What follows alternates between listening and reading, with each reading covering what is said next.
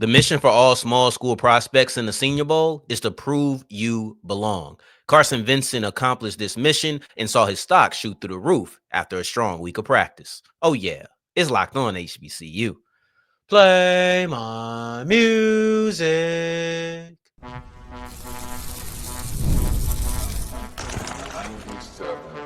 You are Locked On HBCU, your daily podcast covering HBCU sports. Part of the Locked On Podcast Network, your team every day.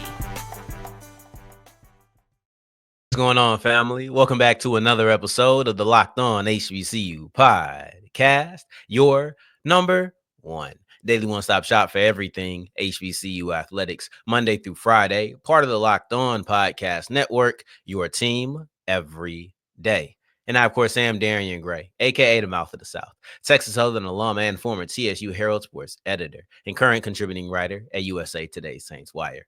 Thank you for going on this journey with me, making Locked On HBCU your first listen of the day every day. And remember, just because the mic cuts off does not mean that the journey is over. Just means it's time to follow me on Twitter at South Exclusives. Starts with an S and ends with an S. Today's episode is brought to you by FanDuel. Super Bowl 59 is here, and there's no better way to make every play more exciting than with FanDuel Sportsbook. Now, new customers can bet just $5 and get $200 back in bonus bets if they win. Go to FanDuel.com or download the app to get started. We'll wrap up today's episode with a look at the bold decision for North Carolina A&T to suspend a couple of their biggest stars on the team despite being winless in 2025 or 2024/2025.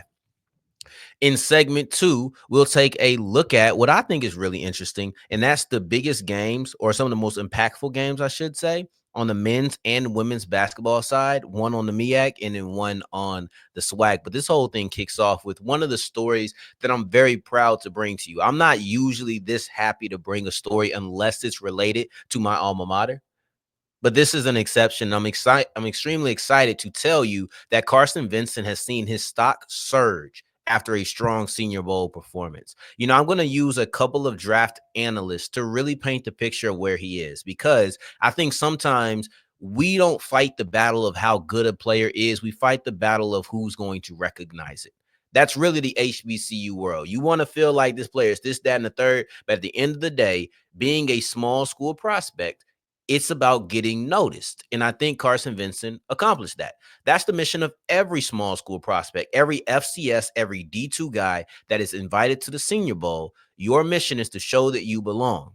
We saw that on day one. Carson Vinson, day one, we talked about how he was a guy who was rising, a guy who was impressing. He had 2 big-time plays against SEC talent, against Shamar Stewart, against Savion Jones. So that's Texas A&M and LSU. Those are big-time plays in one-on-ones. We talked about how he won in the measurements with his size, his weight, his arm length, and then also just this ability to command attention after practice when we're talking to the camera. I can only assume that also translated in his meetings. That's the only assumption I can make because I wasn't there for that. But that's every box that you would need to check.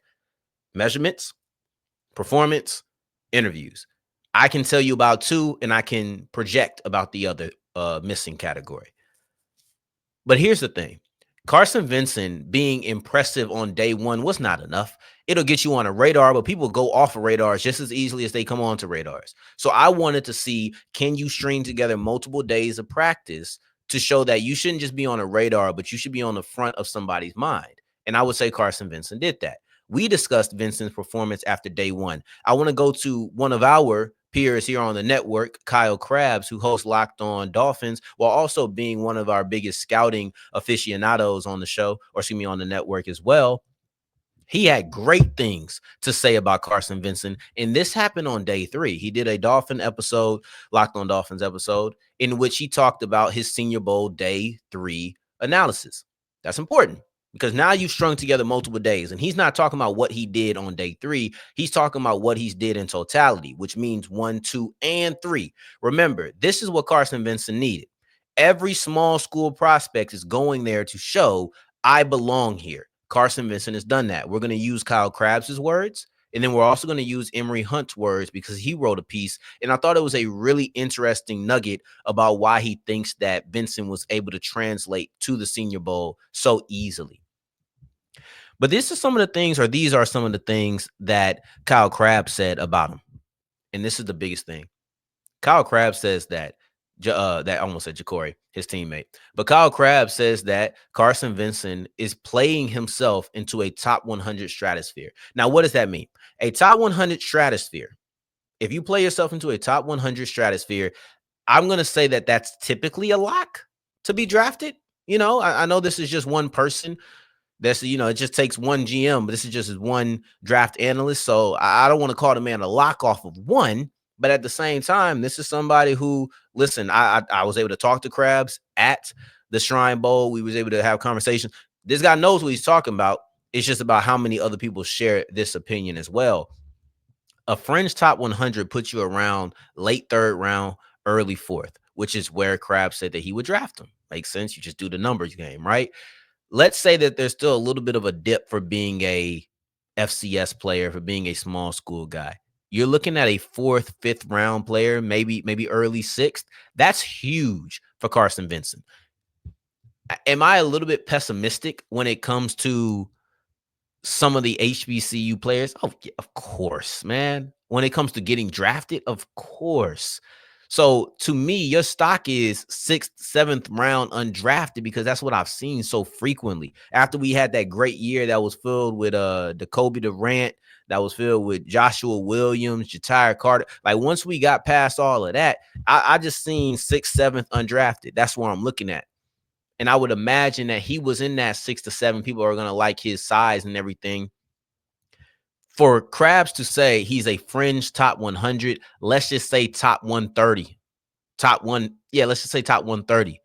It's a lot of picks in the NFL draft. Being top 130 could get you somewhere. But why does he like him? What is there to like about Carson Vinson? He highlights Vinson's athleticism, his polish. He sees him as a potential developmental swing tackle for the Dolphins specifically. So once you start getting to a point when you're coming up with roles for a player, now that's a whole different ballgame. That shows the interest. See, I can scout some players late and just tell you how they are, but I may not say this is how the Saints could use them. That will mean two things. Either A, the Saints don't need that position, or B, I don't really like this player with the Saints. I think once you start projecting how a team could use a player, your team could use a player, it tells you, okay, I like this player to a certain degree. I like Vinson to a certain degree that I already know what we can do, what we can use him for. He's a developmental player. He has a good size. This is called Krabbs now. He has good size. He said he has good frame to add on more weight despite already being a prototypical build. There's so many things that you could look at. Build, athleticism. He calls him polished. Polished to me is one of the better compliments that you can give a player from the FCS level because it's one of the more unexpected traits to see from a player on that level. Most times when you got a player who's a D2 FCS, you're looking at raw. That's things you're going to hear. Raw, developmental. And yes, you do still hear developmental, but you don't hear raw. And that's a huge, huge deal, in my opinion. And it puts him in that category of guys I think have a good chance of being drafted. And quite frankly, he's the only HBCU player there for me at this moment. Once again, pessimistic. This is what Emory Hunt had to say, though. I thought this was interesting. So he said, if you were to poll folks who were in attendance about which offensive lineman made the biggest impression on them, I'd be willing to bet that some of them would say Carson Vinson. That already is a huge compliment because you have guys like, I think Zabel is how you say his name, out of North Dakota State. You have plenty of offensive linemen there. For Carson Vinson to be one of the top guys, we're just talking about stock climbing and climbing and climbing. This is a different type of conversation when you start hearing these things.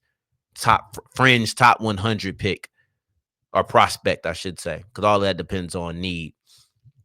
You're looking at the biggest impression of all offensive linemen by some people. Like this is strong endorsements that you could say from his Senior Bowl performance. But this is the one that really got me. This line right here from Emory Hunt about Carson Vinson's performance really got me. He says, his case is a great example of why non-conference scheduling is important for small school prospects. because A&M had a couple of games against FBS Power 4 opponents, most recently Auburn. I'm not going to go through all of the FBS competition that Alabama A&M played, but over the last 2 years, Alabama A&M played Vanderbilt, and they also played Auburn. I don't know if it's a coincidence that playing those SEC players then led to Carson Vinson's biggest moments coming against 2 SEC edge rushers. It's almost like you prepare for this by actually playing those guys. I know we sit here and we talk about money games, and I've always tried to change the way that we look at money games. Yes, for the school, you get paid. But for the players, it's a get money game, because that's when you're going to get some of your best film that people are already looking at Auburn. They're already looking at Vanderbilt, and they're going to see you. If you stand out, they can't help but notice you. For Carson Vinson, that now allows him to prepare for these type of games. This is an additional benefit of scheduling these out-of-conference games against these bigger schools. Yes, you're going to get the funds. I love that for you. Congratulations. Your players are going to have opportunities to make names for themselves, but then also when they go to these type of events, they're now going to be more prepared, because I've seen Vanderbilt, I've seen Auburn. So when I see Texas A&M on the helmet in front of me, when I see LSU on the helmet in front of me, I'm not struck. I'm not stuck. I'm not like, oh my gosh, I know exactly what I need to do, because I've been here snap after snap after snap after snap for the duration of a game. I do believe that plays a great part, and I'm glad that Hunt said that, because it's something that it didn't really click to me, because I'm not thinking about in the middle of the season how to get you to a Senior Bowl or a Shrine Bowl. I'm thinking about the draft, yes, but I'm not thinking about these pre-draft all-star games. So that was a phenomenal point by Emory Hunt. And he wraps it up by saying, I don't think that there will be any questions or concerns about Vinson being able to handle the jump from the FCS to the NFL. These are great points, in my opinion, by 2 draft analysts who I have a lot of respect for. Now, as we push forward, I want to take a look at 2 of the bigger games from the HBCU landscape over the weekend. And technically, over the weekend, because we're actually going to talk about North Carolina A&T in segment 3. But let's keep this rolling as we continue with Locked On HBCU. Today's episode is brought to you by FanDuel, and it's time for the big game. It's time for everybody to make a little bit of money talking about the Philadelphia Eagles, the Kansas City Chiefs. I'm talking about Jalen Hurts, Patrick Mahomes, Saquon Barkley, Travis Kelce. You got A.J. Brown, Devontae Smith. There's a lot of firepower on that Philadelphia offense, to be honest. Those weapons that Jalen Hurts has, gosh. But what will he do with them? Will he have how many rushing touchdowns? It's these simple things. You pick more. You think they're going to have the over or the under. You're going to have more rushing touchdowns, more passing yards, more rushing yards, receiving yards, touchdowns, turnovers, everything. You think Mahomes is going to have more than 0.5 interceptions, things like that. I haven't looked at everything on FanDuel right now, but you go ahead and do that. You go to FanDuel.com and make every moment more. If you're new to FanDuel, you get $200 back in bonus bets if you put down a $5 bet that wins. Do it for the big game. Super Bowl 59 is here. Make every moment more. As we continue rolling on today's episode of Locked On HBCU, I appreciate you for making this your first listen of the day. Every day for your second listen, make sure you're checking out Locked On today with all of the biggest stories, including the blockbuster trade between the Dallas Mavericks and Los Angeles Lakers. And now Luka Doncic is now a Los Angeles Laker. Wow. That's crazy. That's incredible to me. It's insane, incredible, crazy, all of the words. I was trying to throw them all together. But anyway, let's keep it in the basketball world. Why don't we? There were 2 basketball games that I wanted to cover from this weekend that were monumental, in my opinion. First off, I want to look at the men's basketball thriller between Howard and Hampton. The battle for the real HU, always intense, and this one ended in dramatic fashion. See, it goes to overtime. Actually, both of our games are going to overtime. But this one goes to overtime, and it's a real tight one. You get a 3-point play, or excuse me, a 4-point play that pretty much closes out the game. So Howard is up by 3. Hampton is coming around the corner. It's Wayne Bristol. He shoots a 3. Boom, makes it. First made 3 of the game, right? He was 0 for 2 leading up. He didn't have a great game. He only had 4 points leading into that shot. I don't think he had shot the ball exceptionally either, but he puts up the 3, knowing they need 3 points to tie the game and hopefully get it to a second overtime. He knocks down that 3, but then while knocking down that 3, he gets fouled. So now he goes to the line and he makes that free throw, his first free throw attempt, his obviously first free throw make. Now it's a 4-point play and you're up by 1. Howard did have an opportunity to get a shot up. They just ended up missing because that bucket happened with about less than 10 seconds left. I think 8 was the exact number. So it was a long time. You had time to get down the court, put up a shot. You got a good shot. Like, you just didn't make it. You had enough time to do everything you needed offensively. It just didn't execute, right? So it's not as if that was a buzzer beater, but it was still a thrilling ending. And what's interesting to me is this loss to Howard, Howard's loss to Hampton extends their losing streak to now 4. And it's arguably the least impactful 4-game losing streak that you'll see in the month of January in a very long time. See, Connell Maynard once said, I get paid to win SWAC games. And this is a different sport. I hated it in football to a degree. In basketball, it's like, whatever. Yeah, you get paid for the conference schedule. No one really cares about what happens in December and November. That's just cherry on top if you ever do something good. But the season really begins in January. Now, if you're talking about a 4-game losing streak in December or November, whatever. But Howard's had the least impactful 4-game losing streak in the month of January that I've seen probably ever. And it's one that I'm not going to see in a very long time. See, most times when you lose 4 games in the middle of your conference schedule, it's going to result in you can kiss that conference regular season title goodbye. But not Howard. That's interesting. That's interesting, right? Because in the heart of conference schedule, for some reason, they have 3 non-conference games. So as we sit here talking about Howard's 4-game losing streak, it's not really hurting them. You can look at the team differently, but it's not really impacting their pursuit of a regular season title. Most people, if they lost 4 games in the month of January, it would be all MEAC games, but it isn't for them. Howard lost to Bowie State. They lost to Morehouse. They lost to Norfolk State. And then now they just lost to Hampton. That's 4 games. And you don't want to go on a 4-game losing streak. But at the end of the day, they're only 1 game behind first place.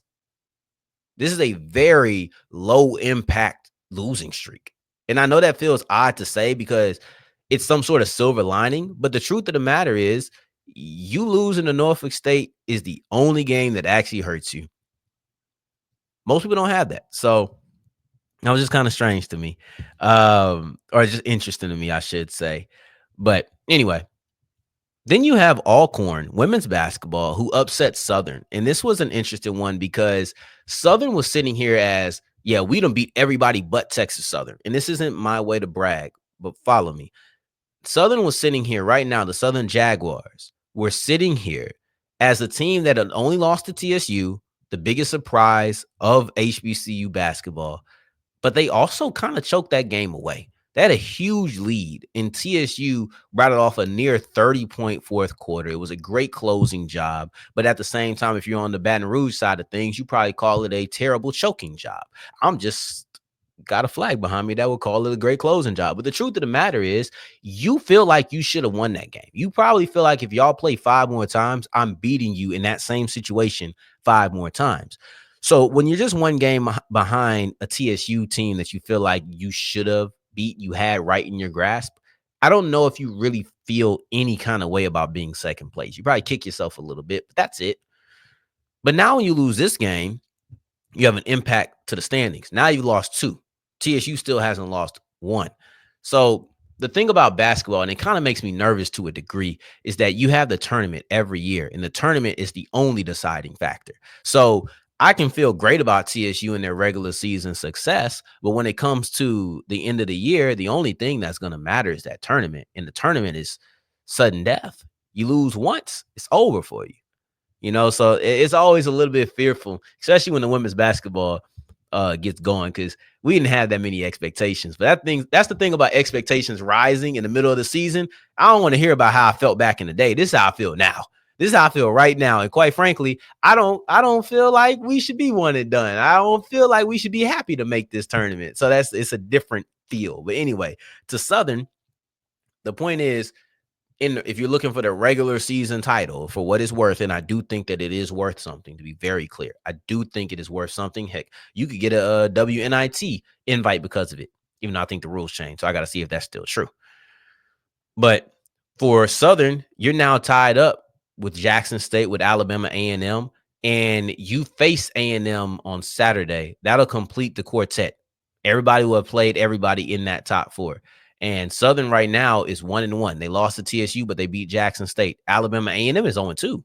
They lost to Jackson State and Texas Southern. If we're going to use these matchup between the quartet to feel like a pecking order of sorts, then you would have to say TSU is at top because they beat all three. You would have to say Jackson State is number 2 because in the sense that, just comparing records, they went 2-1. Or excuse me, no, they went 1-2.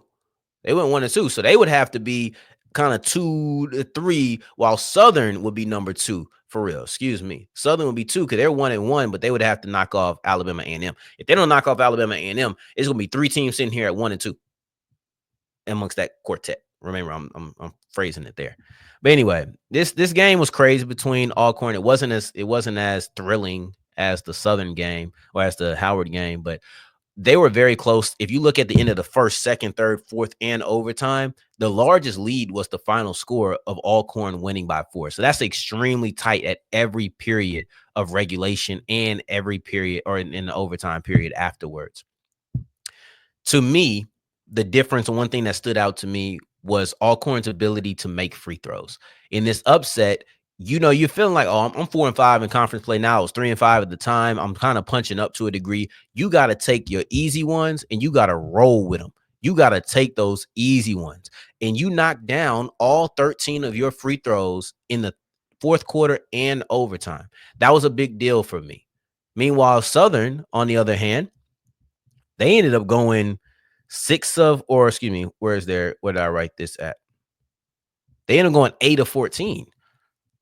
They both got a decent amount of free throws, and that was their best source of offense in overtime because neither one shot the ball exceptionally. It wasn't terrible, wasn't exceptional. Southern made 1 bucket. Alcorn made 2. Alcorn, however, made all 5 of their free throws, and Southern didn't. And that was a big deal. The ability to close at the stripe when you knew you were kind of playing with house money. You knew you had to take this team to the limit to sorts, but now you come out with a victory because when you get the easy ones in front of you, you got to take care of business. And that's exactly what they did.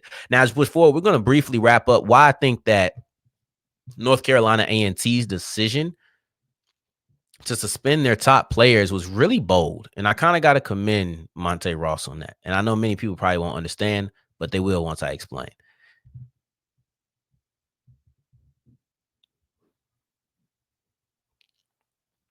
As we're wrapping up today's episode of Locked On HBCU, I appreciate you for making this your first listen of the day every day, making it all the way to segment 3, and I thank you 2 times for that. Tomorrow I got to bring out my Bloodline shirt because shout out my boy Jay Uso. Won the Royal Rumble. I should have worn my shirt today, but I didn't think about it till right now. Cause I'm dumb. I'd be liking to do stupid stuff like this. Anyway, let's get into Monte Ross's decision to go ahead and suspend Ryan Forrest, Julius Reese, and then also Landon Glasper. So those are 3 players, 3 younger players, right? 2 sophomores and a junior. So they have time. You would hope that they understand what happened for the suspension to occur and that they don't hold any ill will. Because the way I look at it is North Carolina A&T is not a good team. Just being honest, they're not a good team. The idea of suspending some of your top players, I don't think that's an easy decision. I think the way you look at it could frame if you agree with me or not. To me, when you're bad, it's like, well, you're bad anyway. Might as well. Who cares? You suspend you guys. You're bad. Well, I think people want to win a game, and they've won none. It's one thing to be 2-8. They 0-10. They have not won a game in CAA. Did I say it 2 times? I don't know. CAA play. They haven't. They lost to a lot of people. And I'm sure they want to break that losing streak at some point. I would assume that you're a little bit better off trying to break that streak with a guy like Glasper, with a guy like Forrest. I would assume that, those are your better options. I mean, look at it. Forrest averages 19.1 a game. Glasper averages 18.5 a game, easily the best scoring duo in the conference, and you still aren't winning. So, like, at what point do you say, at what point do you acknowledge the detriment that losing these players would have on you? I'll tell you when. Friday night, you go against, or it was it was Thursday night, and you go against North Carolina Wilmington, and you lose by 24 points, a total you have not lost by all season. For as bad as they have been, they have not lost by 20 points. And I know a lot of people don't want to talk about, oh, well, who cares how you lose? You lost. And yeah, I guess, but that's not really my job. That's not really how my job works. If my job was that cut and dry, I probably would not have a job. I wouldn't be talking here for 30 minutes. To sit here and say you lost, that's it, that would be ignoring a lot of details in the game. And I'd be robbing you to do that. But the week or the game prior against Stony Brook, they lit up the stat sheet. So that shows you the value of a Glasper Forest duo. They two of the three best scorers in the conference just lit up Stony Brook for nearly 60 points when you combine them. All right, cool. Buckets, walking buckets. You suspend them from your team and you lose by 24. Let's go through their losses, because they do have some bad losses, but it's not this bad. 8 to Elon, 9 to Drexel, 10 to Delaware, 3 to William and Mary, 9 to Monmouth. So far, we're going through, we haven't seen a double-digit loss yet. 1 point to Hampton. Then here we get a couple of double digits. Then you go 16 to Towson, 15 to Stony Brook. But then the big one comes when you go 24 to North Carolina Wilmington. So it's a whole different conversation once you drop your guys. And I think we all, if you're looking at it, knew that was a possibility, and you still made that call. I got to admire it. I got to applaud it, because I know it's not easy. When you haven't won a game in conference play, suspending the two players who are most likely to help you achieve and break that losing streak, that was a good decision by Coach Ross. Strong decision, I should say. I don't know exactly what happened, right? But all it reads is that they got suspended indefinitely for violating team rules. So this is obviously something that's major. You can't overlook this, but still, when you're that good, a lot of times things get looked over, and that didn't happen. So I think that was a great lesson of accountability by Coach Ross, even though it came to the detriment of his team. We'll see if they're able to break that losing streak, man. Hampton, they were pretty close against Hampton. Only 1 point. I don't know if they're going to play Hampton again. Let me see. Yeah, no, they don't play Hampton again. They don't. They play Elon again, and they were close against some of the teams early in the season. Let's see if they're able to. Stony Brook. Oh, they lost by 15 there, but Elon, maybe they'll be able to get that together. We'll see, though. We'll see.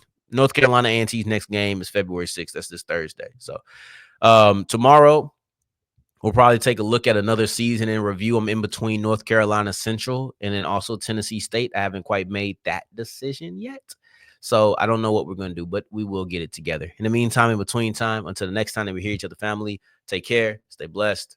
Peace.